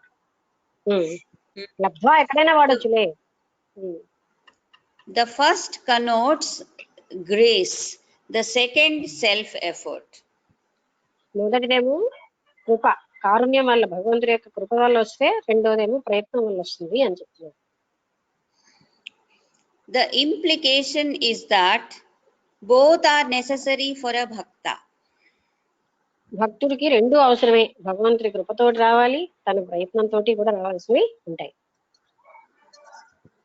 No amount of self effort without the descent of grace will be of any avail for the ultimate void, that is the abyss of primordial ignorance, can be crossed only with his grace. అంటే మనకి ముందు నుంచి వచ్చినటువంటి ఈ అజ్ఞానాన్ని ఎంత ప్రయత్నించినా కూడా కేవలంగా ఆయన కృపతోటే అది పోవాలి. అంటే కొంతమంది పోయినా సరే, నో అమౌంట్ ఆఫ్, మళ్ళీ చదువు, no amount of, no amount of self effort without the descent of grace. No amount of self effort అంటే ఎంత మనం పురుష ప్రయత్నం చేసినా ఆ పరమాత్ముడి యొక్క అనుగ్రహం కానీ లేకపోతే ఈ అజ్ఞానం అన్న దాన్ని మనం పోగొట్టుకోలేము అని చెప్తున్నారు. అదే will be of any avail for the ultimate void అంటే దాని గురించి అది చిన్న మధ్య హైఫనేటెడ్ దీంట్లో ఉంది. The abyss of primordial ignorance can be crossed only with his grace, capital H capital G. His grace అంటే ఆ పరమాత్ముడి యొక్క కృపతోటే ఇది అవుతుంది తప్ప మనం ఎంత ప్రయత్నించినా సరే పూర్తిగా అజ్ఞానం తొలగిపోదు. He who idles away his time believing that grace will descend on him and give him liberation does not deserve it and will not get it. Both are necessary. తన సమయాన్ని కేవలంగా బద్ధకంగా పుట్టుకుంటున్న టైం వేస్ట్ చేస్తూ గడిపేసి పరమాత్ముడి కృప నా మీద ఉంటుంది, ఆయన కృపతో నేను ముక్తి పొందుతాను అనుకున్నవాడు అలా పొందలేడు. సెల్ఫ్ ఎఫర్ట్ ఉండాలి, ఆయన కృప ఉండాలి అని చెప్తున్నారు. సెల్ఫ్ ఎఫర్ట్ అంటే పురుష ప్రయత్నం ఏమీ లేకపోతే అటువంటి వాడు కృతార్థుడు అవ్వలేడు. కేవలంగా రెండు అవసరమే, భగవత్ కృప పురుష ప్రయత్నం రెండింటి వల్ల జరుగుతుంది అని చెప్తున్నారు. ఇంకా ఒక్కొక్కటి నా కించిత్ వాంఛతి ఆ కొటేషన్ చెప్తున్నారు. నా కించిత్ వాంఛతి, again and again this point is stressed. We are constantly reminded. మీద నా కించిత్ వాంఛతి అన్నదే పదే పదే చెప్తున్నారు. ఎందుకంటే భగవంతుడు భక్తి ఉన్నవాడికి ఏ రకమైన కోరిక కూడా ఉండదు అనే విషయాన్ని మనకి పదే పదే చెప్తున్నారు. అంటే అక్కడ కోరికలన్నీ ఉండవు భక్తి వల్ల. We are constantly reminded అని ఒక సంస్కృత కొటేషన్, ఆసాహి పరమం దుఃఖం నిరాశ పరమం సుఖం. అంటే ఆశ ఉన్నవాడికి ఎప్పుడూ కూడా అనంతమైన దుఃఖంలో పడుతూ ఉంటాడు, ఏ రకమైన ఆశ లేనివాడు పరమ సుఖంలో ఉంటాడు. అంటే ఇక్కడ ఆశ అంటే ఏదో వాంఛించడం, కోరడం అలాంటివి. అతను ఎప్పుడు దుఃఖంలోనే ఉంటాడు, అదేది లేనివాడు పరమ శాంతిని, సుఖాన్ని పొందుతాడు. Desire itself is the greatest misery. And desirelessness itself is the greatest happiness. కోపం అంటే కోరిక లేకపోవడమే చాలా ఆనందం, కోరికే అన్ని దుఃఖాలకి మూలం. When the devotee is asked by the Lord himself what he wants, the answer is often astounding. Says Kulasekhara. Kulasekhara అని అతను తాలూకా ఆన్సర్ రాశారు. అంటే డివోటీ అంటే భక్తుడిని నీకేం కావాలి అని భగవంతుడు వచ్చి అడిగినప్పుడు ఆయన చెప్పిన ఆన్సర్ చాలా ఆశ్చర్యజనకంగా ఉంటుంది. అంటూ కులశేఖరుడు అన్నవాడు ఇలా చెప్పాడని చెప్తున్నారు. అది 4 లైన్ల శ్లోకం ఉంది, సంస్కృతం ఇంగ్లీష్ స్క్రిప్ట్ లో రాసింది. అది చదివిదా, దాని ట్రాన్స్లేషన్ చదివిదా? చదివి ఒకసారి. అది సరిగ్గా దానిలో అవేమి లేవు కదా గీతలు అలా. పర్వాలేదు, నువ్వు కొంచెం నస్తా అంటే రఫ్గా ఒకసారి విను సుశీల, నువ్వు కొంచెం రఫ్గా చదువుతుంటే నాకు అర్థం అవుతుంది. అందుకని నువ్వు ఎక్కడ దీర్ఘం పెట్టలేదో అవన్నీ నాకు తెలుస్తున్నాయి. నస్తాధర్మ న వసునిచయే వసునిచయే నైవ కామోపభోగే. First line. నస్తాధర్మ న వసునిచయే నైవ కామోపభోగే యత్ యత్ భవ్యం భవతు భగవాన్ పూర్వకర్మ నురూపం. పూర్వకర్మనురూపం, కర్మానురూపం అయి ఉంటుంది. పూర్వకర్మానురూపం అయి.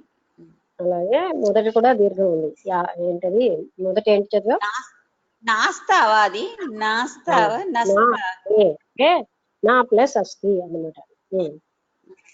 నస్తాధర్మ నాస్తే అది మళ్ళీ ఇంకా 2 లైన్లు. ఏతత్ ప్రార్థ్యం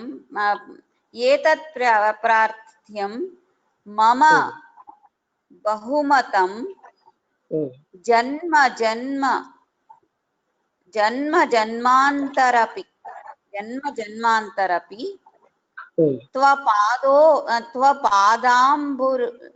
త్వపాదాంబోరుహ యుగళ నిశ్చల భక్తిరస్తు. అంటే ఈ 4వ దానికి ఏంటంటే నీ 2 పాదాలని శరణం అంటే వేడిన వాళ్ళకి అని చెప్తున్నారు మొదటి నుంచి. నేను చదివి నేను ఒక్క పదం చెప్పే కదా అక్కడ ఉన్నాయి కదా. ఐ వాంట్ అంటే answer English. I want nothing. Let me get whatever is ordained by my past karma, but this I fervently pray for, my Lord.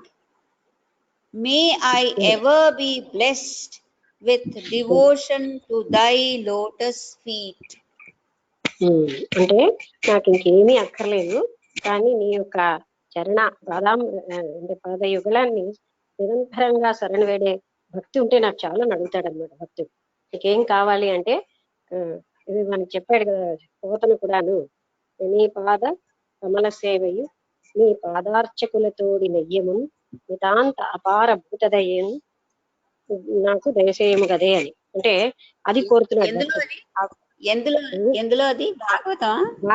భాగవతంలో ఏం కావాలి అంటే అది ఎంత గొప్పగా ఉందంటే అది నీ పాద కమల సేవయు, నీ పాద కమలాలని సేవించడం, నీ భక్తులతోటి నెయ్యం అంటే స్నేహం, నితాంత అపార భూతదయ అపారమైనటువంటి కారుణ్యం, అది నాకు కావాల్సింది అని అడుగుతాడు అన్నమాట. భక్తుడికి ఆ స్థితి వచ్చేస్తుంది జ్ఞానం వల్ల.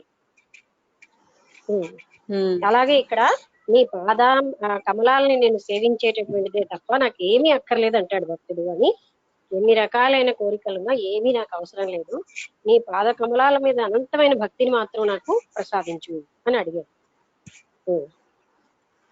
The devotee has realized that everything else is impermanent and that సమస్తము కూడా అశాశ్వతమైనవే, ఏది శాశ్వతం కాదు.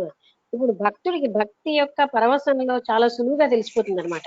అంటే జ్ఞానికి విచారణ కంటే భక్తుడికి ఫాస్ట్ గా తెలిసిపోతుంది ఇక నీ వేస్ట్. ఎందుకంటే అక్కడ అనుభూతి పొందుతున్నాడు ఆత్మానంద.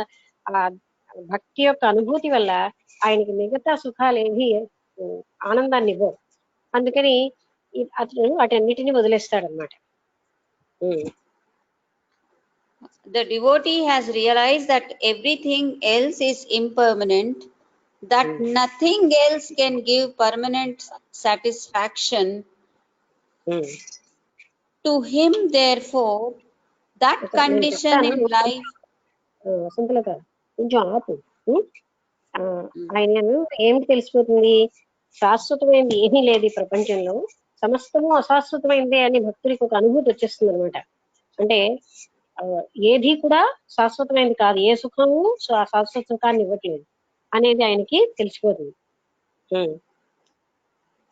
To him, therefore, that condition in life is pleasant and blissful, in which he is able to think constantly of the Lord. అది ఆయనకి ఏది బాగుంది అంటే కాన్స్టెంట్ గా అంటే పూర్తిగా అంటే ఏ రకమైనటువంటి అడ్డు ఆపు లేకుండా ఆ భగవంతుడినే చింతించడంలో ఉన్నంత ఆనందం ఇంకా ఆయనకి ఎందులోనే లేదనమాట. ఆ భక్తే పరాకాష్ఠ అయి ఉంటుంది అనమాట. అంటే అల్టిమేట్ గోల్ ఈజ్ భక్తి అన్నట్టు అయిపోతుంది. అంటే ఆయన మీన్స్ ఈజ్ ద గోల్ అయిపోతుంది. అంటే మార్గమే గోల్ అయిపోతుంది. భక్తిలోనే సమస్త తృప్తిని పొందుతాడు ఆయన. అందుకని ఆయనకి ఇంకా ఏమీ నేను పొందవలసింది లేదు, ఏది కూడా అశాశ్వత సుఖాలని తెలిసిపోతుంది. దీంట్లోనే పారాగ్రాఫ్ కుంతి తాలూకా ఉదాహరణ ఉన్నది దీంట్లో. Kunti, the mother of the Pandavas, knew nothing but unhappiness from birth. కుంతీదేవికి చిన్నప్పటి నుంచి కష్టాలే, అంతే తప్ప ఆవిడకి ఏ సుఖము తెలియదు. This enabled her to think constantly of the Lord. ఆవిడకి ఈ కష్టాల వల్ల భగవంతుడిని కాన్స్టెంట్ గా అంటే అలాగా అంటే అడ్డు లేకుండా ఏ రకంగా ఏ క్షణం కూడా ఆపకుండా నిరంతరాయంగా భగవంతుడిని ప్రార్థించే అవకాశం వచ్చింది. దీనివల్ల తనకున్న కష్టాల వల్ల. Misery is a boon from God. అది బాధ అన్నది భగవంతుడి నుంచి వచ్చే ఒక వరమే. బాధలేవి కూడా మనకి అనుకుంటాం కానీ జాగ్రత్తగా చూస్తే అవి భగవంతుడు మనకి ఇచ్చిన వరాలు. అందుకే షేక్స్పియర్ కూడా ఏమంటాడంటే, sweet are the uses of adversity, కష్టకాలాన్ని సద్వినియోగం చేసుకుంటే మధురంగా ఉంటుందని చెప్పారు. అందుకనే ఈ బాధలు అనేవి కూడా ఒక వరాలే, వాటిలో మనం ఎన్నో నేర్చుకుంటాం. Misery is a boon from God, for it enables us to think of him. అని ఆ కష్టాల్లోనే మనం ఎక్కువగా భగవంతుడిని స్మరిస్తూ ఉంటాం. After the Mahabharata war, Krishna asks if she wants anything from him. కుంతీదేవిని కృష్ణుడు మహాభారత యుద్ధం అయిపోయాక అడుగుతాడు, నీకు నా నుంచి ఏమైనా కావాలా అని. అంటే నీకేమైనా కావాలంటే వరం కోరుకో అన్నట్టుగా. Her prayer staggers our imagination. Give me more and more suffering. ఒకసారి ఆవిడ కోరిక మనని చాలా ఆశ్చర్యపరుస్తుంది అనమాట. Give me more and more suffering, O Krishna, so that I may never forget you. నాకు ఎక్కువగాను బాధలే అయ్యి, అందువల్ల నేను ఎప్పుడు నిన్ను మర్చిపోను. The one thing, అది పారాగ్రాఫ్ అయిపోయింది. నెక్స్ట్ వ్యాఖ్య. The one thing that నేను కూడా ఒక విషయం చెప్తాను. నాకు చిన్నప్పటి నుంచి ఆయాసం బాగా ఎక్కువగా ఉండడం వల్ల 7th ఇయర్ నుంచి ఆయాసం, దానివల్ల నేను అంటే ఆస్తమా అని వాళ్ళని అలర్జిక్ బ్రాంకైటిస్ అనేవారు. అయితే ఒకసారి ఒరిస్సాలో నాకు జాబ్ వచ్చినప్పుడు ఒక 89 years ఆయన 85 ఆయన వచ్చారు. మీరు మిమ్మల్ని మీ వల్ల మాకెన్నో బాధలు పోతున్నాయి, మీకెందుకు మీ బాధను తొలగించుకోవట్లేదని హఠం పట్టు కూర్చున్నారనమాట ఆ ఆన్సర్ చెప్పేవారు. ఇప్పుడు నేను ఇలాగే చెప్పాను, ఏ ఆస్తమా మీరు బాధ అంటున్నారో దానివల్ల నాకు ఎన్నో మంచులు జరుగుతున్నాయి. ఎందుకంటే ఆ బాధ వల్ల భగవంతుడిని హృదయపూర్తిగా అంటే గట్టిగా హృదయంతో ప్రార్థన చేస్తున్నాను. ఆ బాధ వల్ల నా తోటి వాళ్ళకి నా మీద అసూయను ఉండదు. ఆ బాధ వల్ల నాకు ఎన్నో గౌరవాలు లభిస్తున్నాయి. ఎక్కడికి వెళ్ళాలన్నా నన్ను రిక్షాలోనో ఆటోలోనో కారులోనో ఎక్కడో తీసుకెళ్తారు. ఇన్ని లాభాలు ఉన్న దాన్ని పట్టుకుని నేను ఎందుకు వద్దనాలని అడిగాను. అంటే నిజంగానే బాధలో చాలా హృదయపూర్తిగా భగవంతుడిని ప్రార్థన చేస్తాం అన్నమాట. అది అందుకనే నిజంగా బాధలు తర్వాత ఇంత సఫరింగ్ ప్రపంచంలో ఉంది అని నాకు తెలిసేది ఆ బాధ వచ్చినప్పుడు. ఇన్ని లాభాలున్న బాధని మామూలుగా అయితే శరీరం బాధపడటం లేదా అంటే, ఎవరి శరీరం బాధపడటం లేదు ఈ ప్రపంచంలో, అందరి శరీరాలు బాధపడుతున్నాయి.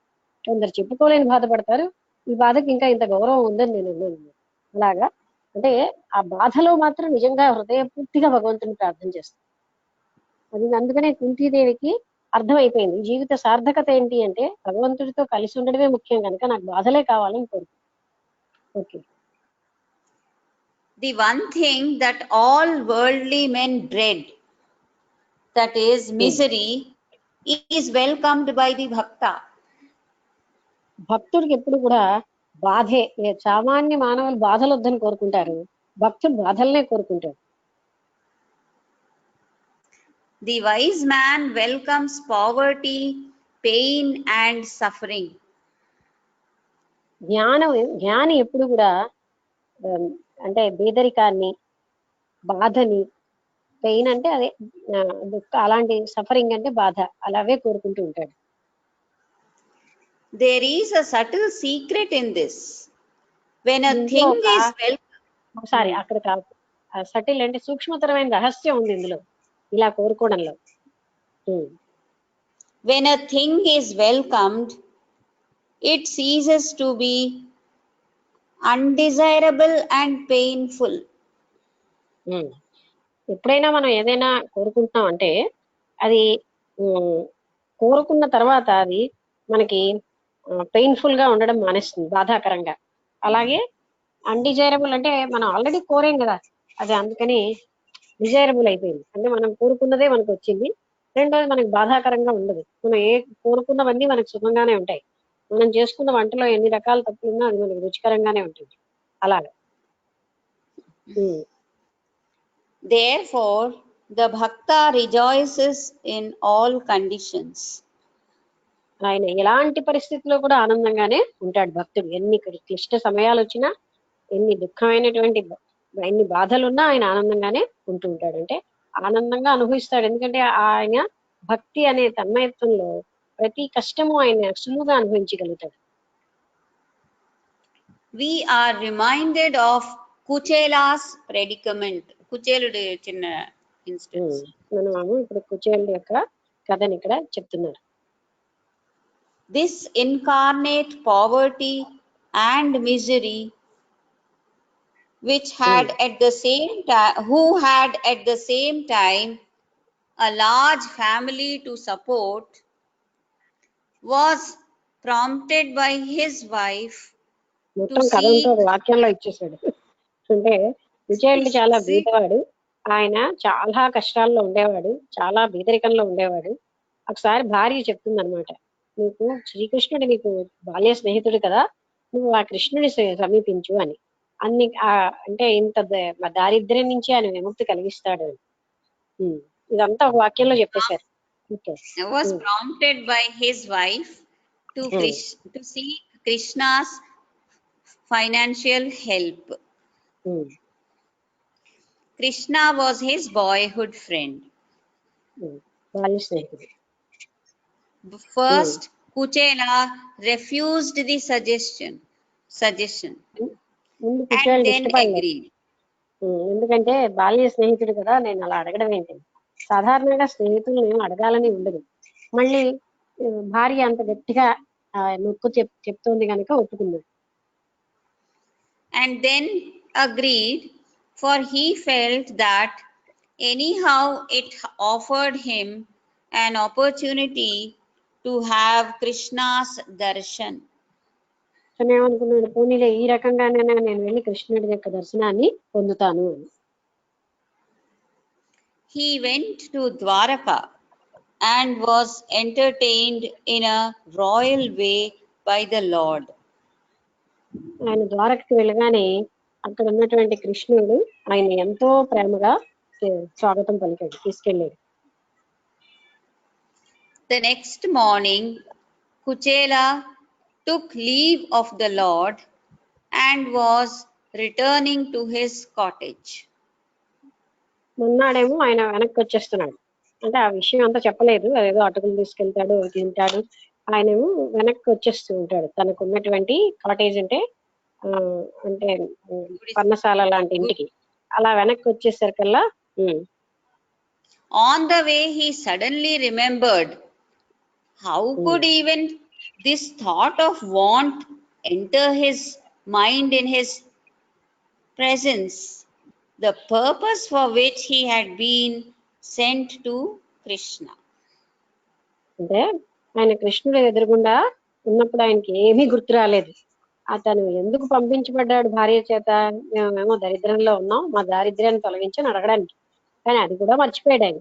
కృష్ణుడు అయినా అటువంటివి కృష్ణుడి సమక్షంలో ఇవన్నీ ఎలా గుర్తుకొస్తాయి? For a moment he thought, true, in his presence I could not think of my poverty and beg for help. ఆయన సమక్షంలో నా యొక్క బేదరికం అసలు నాకు గుర్తే రాలే, నేను దానికోసం ఏం అడగడానికి ఏమీ జ్ఞాపకం రాలేదని అనుకుంటాడు. But at least he, the indweller of all beings, could have divined my heart and blessed me with a bag of gold. కనీసం ఆయనకి అన్నీ తెలిసిన సర్వాంతర్యామి కదా, నాకు ఒక బ్యాగ్ నిండా బంగారం అయినా ఇచ్చి ఉండవలసింది అనుకుంటాడు. Even this profane thought could not stay in his pure heart for more than a fleeting moment. ఈ ఈ రకమైనటువంటి ఇది కూడా ఆయన ముందు నాకు ఒక సెకండ్ కూడా నాకు జ్ఞాపకం రాలేదు, అంటే ఇతనికి జ్ఞాపకం రాలేదు. No, he said to himself. He did not, అంటే తనే మళ్ళీ ఆలోచించుకుంటున్నట్టున్నాడు, ఎందుకు నేను ఇలా అంటే no, he said to himself, he did not do so only on account of his supreme compassion for me. ఆయనకి నా పట్ల అనంతమైనటువంటి దయ ఉండబట్టి నాకు ఇలా ఏం చేయలేదు ఆయన. He should have felt that if he had given me wealth, I would forget him. ఆయన అనుకుని ఉంటాడు, ఒకవేళ నాకు ధనం ఏమైనా ఇస్తే నేను ఆయన మర్చిపోతానని. Oh, how loving of you, my lord. You did not want me to forget you. నువ్వు నిన్ను మర్చిపోకుండా నన్ను చేసావు. అంటే ఎక్కువ బేదరికంలో ఉంటే ఎప్పుడు భగవంతుని గుర్తు చేసుకుంటున్నాడు, అందుకని నువ్వు ఎంత దయామయుడివి, నిన్ను మర్చిపోకుండా నన్ను చేసేవని అనుకుంటూ ఉంటాడు. So you have turned me out empty-handed, but with a heart full of love for you. అని నువ్వు ఖాళీ చేతులతో నన్ను పంపించిన నీ పూర్తి హృదయ ప్రేమతో నా హృదయాన్నంతటినీ నీ ప్రేమతో నింపేశావు. That is the nature of devotion. That is the fruit of devotion. అది అంటే నిజమైన భక్తికి అలాంటి స్వభావం ఉంటుంది, అలాంటి ఫలితం ఉంటుంది నిజమైన భక్తికి అని చెప్తున్నారు. ది ఎక్స్ప్లెనేషన్ అంతా నా వాంఛతి అన్న దానికి పూర్తిగా అన్నారు. ఇప్పుడు నా సోచతి,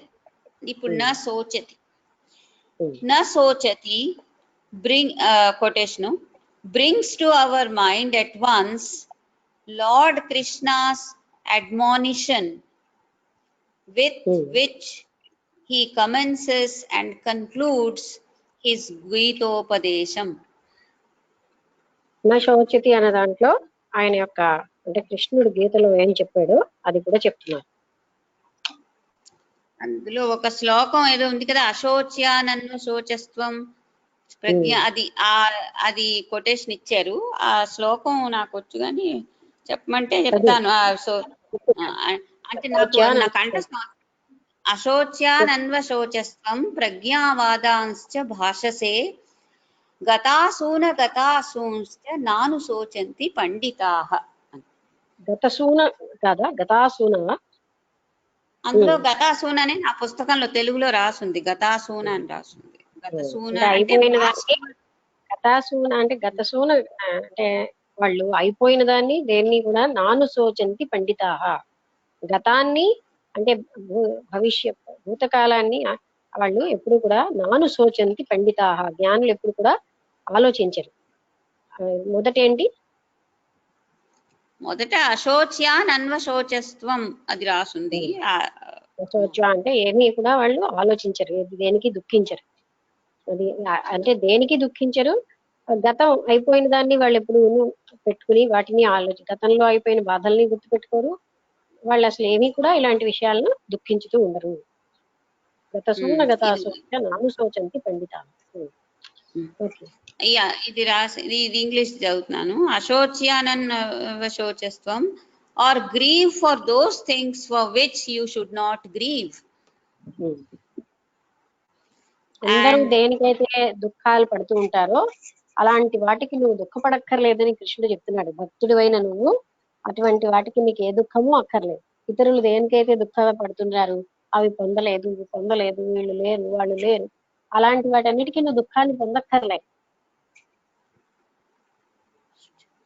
అండ్ కొటేషన్ అంటే విదిన్ కొటేషన్ లో ఉంది, మోక్షయిష్యామి మా శుచ, మోక్షయిష్యామి మా శుచ అంటే I will liberate you, don't worry అని రాస్తారు. మోక్షయిష్యామి, నేను నిన్ను అంటే మా శుచ అంటే నేనే నిన్ను లిబరేట్ చేస్తాను, మోక్ష ప్రాప్తిని ఇస్తాను అని. The only prize that is worth having this in this world is devotion to his lotus feet. All else is useless.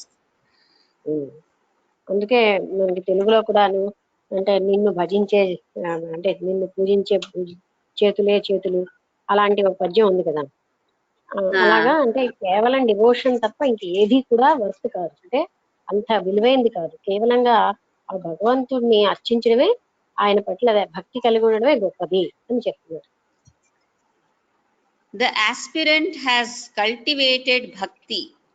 He cares for nothing else. సాధకుడు లేదా భక్తుడికి కేవలంగా భక్తే గాని ఇంకేది కూడా అక్కర్లేదు, దేన్ని ఆయన కేర్ చేయడు. Hence he grieves for nothing, worries over nothing. అందుకే ఆయనకి దేని మీద బాధపడ్డు, దేనికోసం కూడా ఆయన వరి అవడు. అంటే అదే మళ్ళీ అదే అర్థం, ఏ విషయంలోని ఆయనకి ఏ గాభరా గాని బాధ గాని ఉండదు. ఈశావాస్య ఉపనిషద్ క్వశ్చన్స్, దాని కొటేషన్ ఉన్నది. ఈశావాస్య ఉపనిషద్ క్వశ్చన్స్, యస్మిన్ సర్వాణి భూతాని ఆత్మైవాహుత్ విజానతః తత్ర కో మోహ కః శోక ఏకత్వమనుపశ్యతః.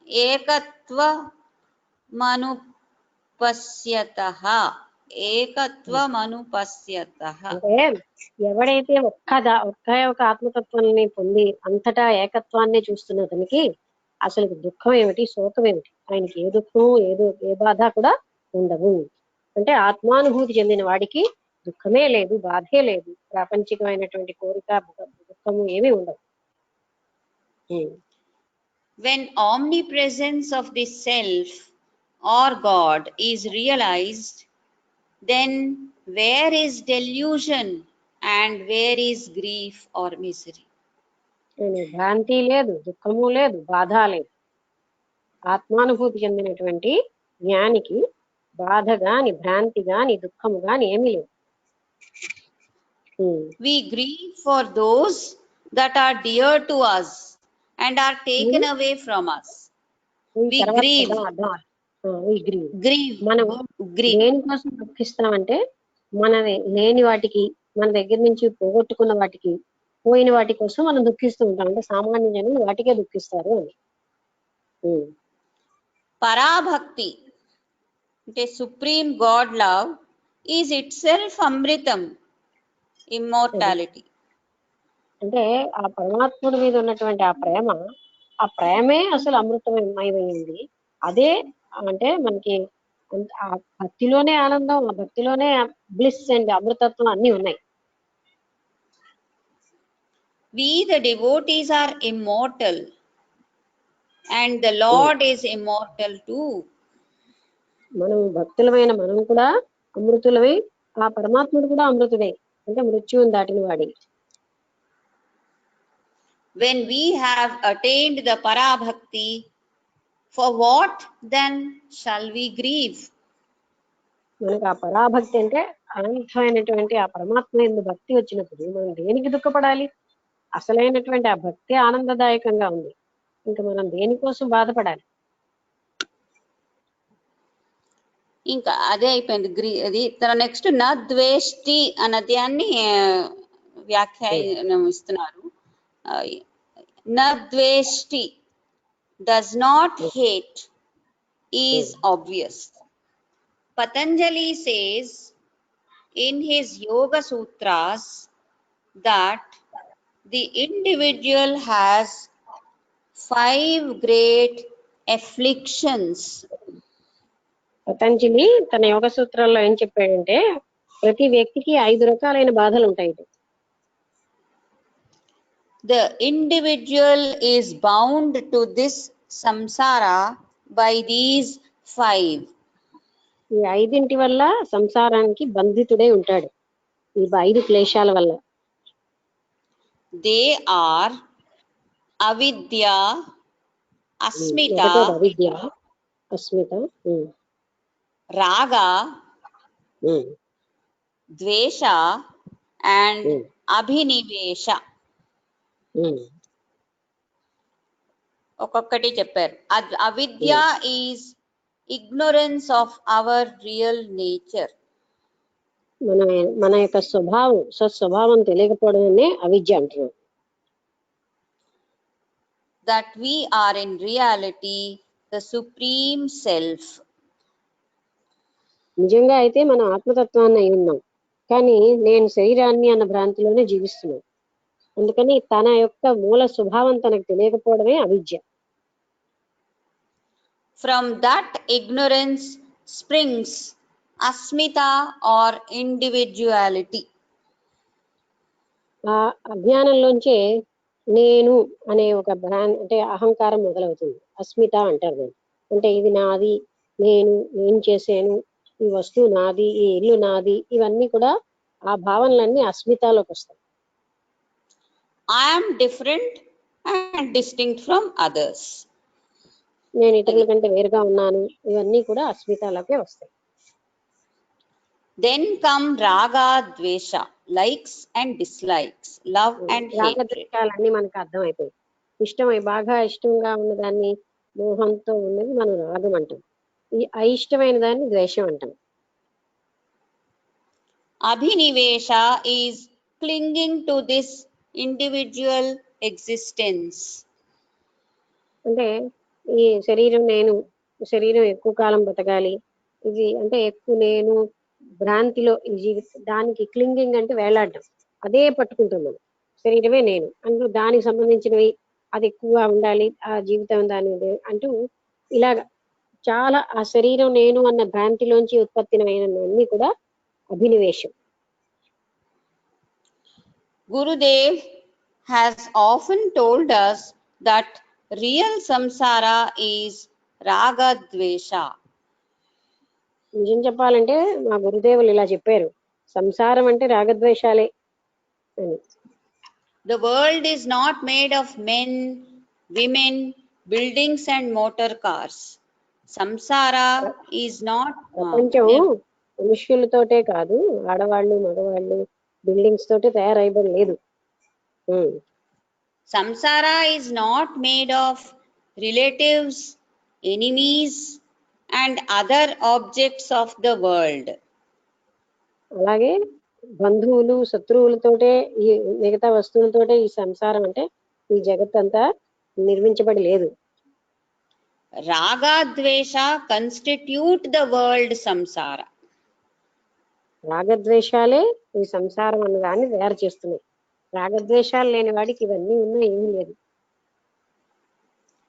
When the seeker goes beyond raga dvesha, he has crossed this ocean of samsara.